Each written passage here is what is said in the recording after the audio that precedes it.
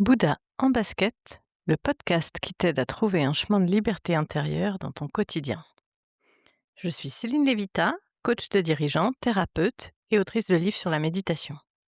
J'aimerais aujourd'hui qu'on explore ensemble comment apprivoiser son critique intérieur. Alors en consultation, je vais voir souvent des personnes très brillantes, mais qui peuvent être amenées à se maltraiter intérieurement ou à se limiter. Et avant de travailler sur les dimensions du faire avec elles, j'aime regarder, ce qui se joue à l'intérieur. Et dans cette exploration, très souvent, on rentre en relation avec, une voix intérieure. Une voix qui commente, qui juge, qui compare, qui anticipe l'échec. Alors parfois, elle va murmurer et puis parfois, elle hurle carrément. Elle dit, souvent des choses comme, «Tu dû faire mieux», «Franchement, c'est pas suffisant», «Tu vas te ridiculiser», ou «Les autres sont plus compétentes que toi», ou tant d'autres. En fait, cette voix, c'est ce qu'on appelle le critique intérieur. Alors aujourd'hui, je te propose d'aller à sa rencontre. Pas pour l'écraser et pas pour le faire taire de force, mais pour comprendre ce qu'il cherche à faire et surtout retrouver de la liberté vis-à-vis de lui.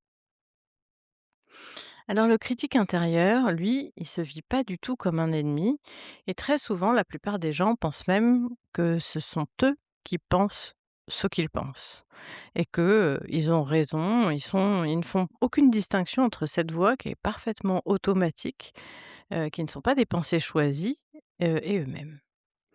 Donc le critique intérieur, lui, en général, il se vit comme un protecteur. Il dit, «Si je te pousse pas, tu feras pas mieux. Si je t'avertis du danger, ça te permettra, d'éviter l'échec et si je te montre tes failles, tu seras pas surpris par le jugement des autres». En fait, il essaye d'éviter 3 choses: le rejet, l'humiliation et l'échec. En fait, il veut t'éviter la douleur. C'est donc un mécanisme de défense. Mais à force de vouloir te protéger, finalement, il t'empêche d'oser, d'apprendre, d'être imparfait, d'être vivant.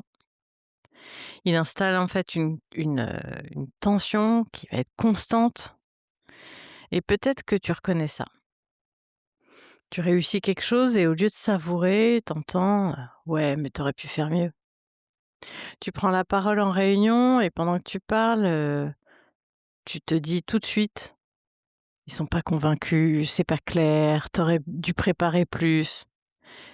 Tu sors à peine d'un rendez-vous et le tribunal intérieur s'ouvre. Cette voix, elle est rapide, automatique et elle semble dire la vérité. Mais est-ce vraiment la vérité? Ou est-ce une stratégie ancienne pour éviter la douleur? En fait, le critique intérieur, il s'est construit. T'es pas né avec.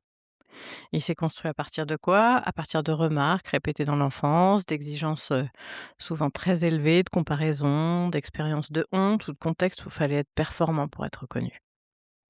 À un moment donné, cette posture, elle a été utile. Et peut-être qu'être exigeante a même permis de super bien réussir. Peut-être qu'anticiper le jugement t'a permis de t'adapter très finement.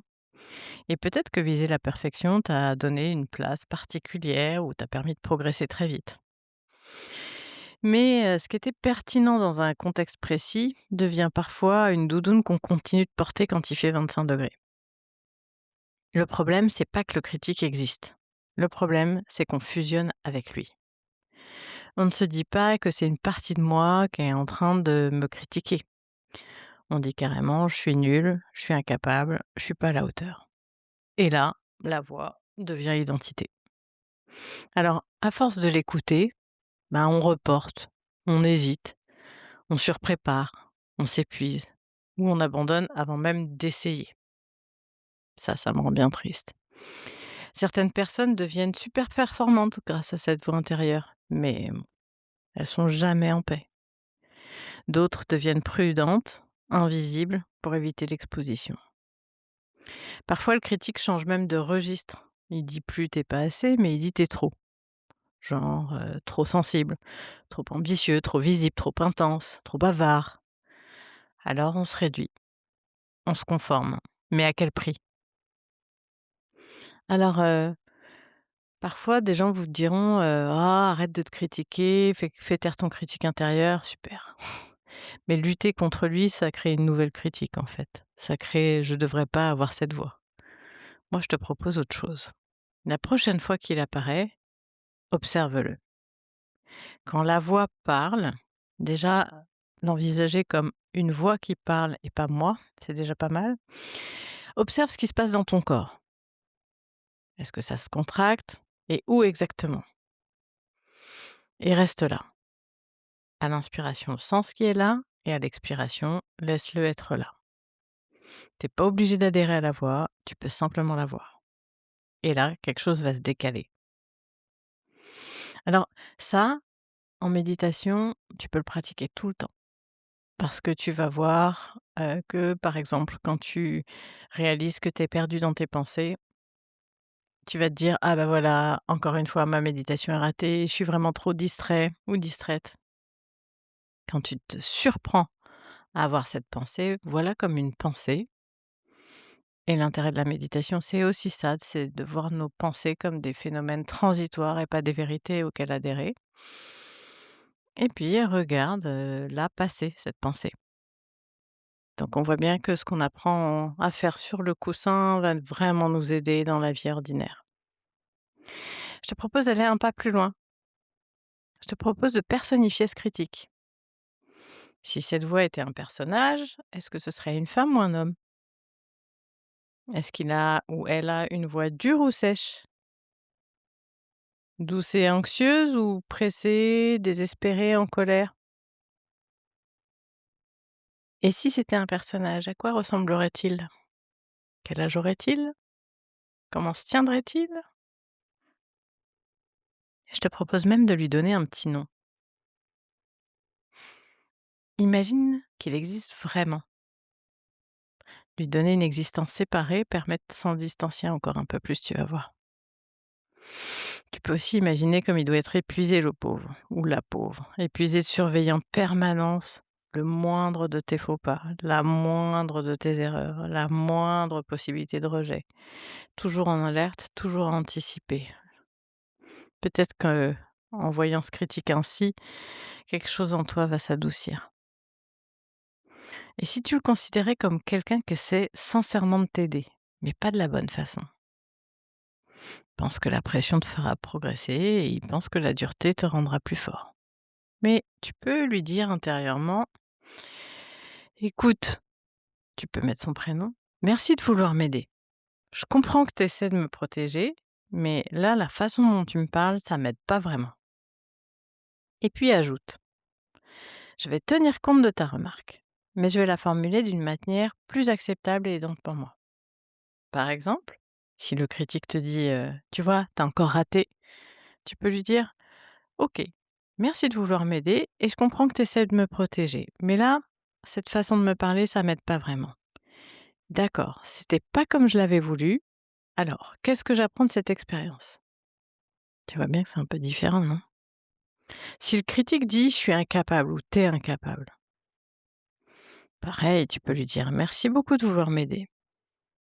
Là, c'était effectivement difficile pour moi. Alors, qu'est-ce que je peux faire de différent la prochaine fois? Si le critique dit tu vois, c'était pas suffisant, par exemple. Eh bien, tu pourrais dire: «Merci de vouloir m'aider. Alors, effectivement, il m'a manqué quelque chose, mais est-ce que finalement, avec le temps et l'énergie dont je disposais, j'aurais vraiment pu faire plus?» Alors, il ne s'agit pas de se ménager, hein, c'est de devenir adulte avec soi. Le critique, tu vois, il attaque ton identité et la lucidité, elle, elle regarde les faits. Alors, quand le critique parle, demande-toi: «Qu'est-ce que ça cherche à protéger? Mon image, mon besoin d'être aimé, ma valeur, ma sécurité?» Souvent, derrière une critique ou un critique, il y a une peur. Et si au lieu d'écouter la condamnation, t'écoutais la peur? La peur a besoin d'être reconnue. Le critique, lui, il a besoin d'être repositionné. Alors quand tu es plus fusionné avec cette voix, tu vas voir un espace s'ouvre. Tu peux reconnaître une erreur sans te condamner. Tu peux viser l'excellence, mais sans te maltraiter. Tu peux progresser, sans t'humilier intérieurement et surtout tu peux agir. Pas pour prouver, pas pour éviter le jugement et pas pour mériter ta place, mais parce que l'action est juste dans la situation. Et il y a une différence immense entre agir sous pression intérieure et agir depuis un espace clair. Dans le premier cas, il y a de la tension, dans le second, de l'engagement. Alors repère une phrase récurrente de ton critique et puis, donne à ton critique un nom, visualise son visage et à chaque fois que cette critique, en tous les cas, la critique du critique apparaît, hem, observe la sensation que ça fait naître, respire avec, cette sensation quelques secondes, remercie cette partie pour son intention de protection et reformule le message d'une manière qui t'aide, peut-être plus factuelle et plus soutenante. Le critique ne disparaîtra peut-être pas, mais il perdra son autorité et toi tu retrouveras de l'espace.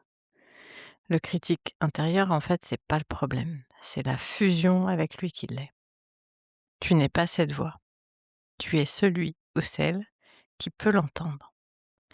Et à partir de là, un autre rapport à toi-même devient possible. Je suis Céline Lévita et tu viens d'écouter Boudin Basket. Si cet épisode t'a plu, je t'invite à noter 5 étoiles, à t'abonner ou à le partager sur tes réseaux pour le rendre accessible à d'autres qui pourraient en avoir besoin. Et si tu veux travailler ce sujet ensemble, contacte-moi. Merci et à très bientôt pour un nouvel épisode pour nourrir ton chemin de liberté intérieure.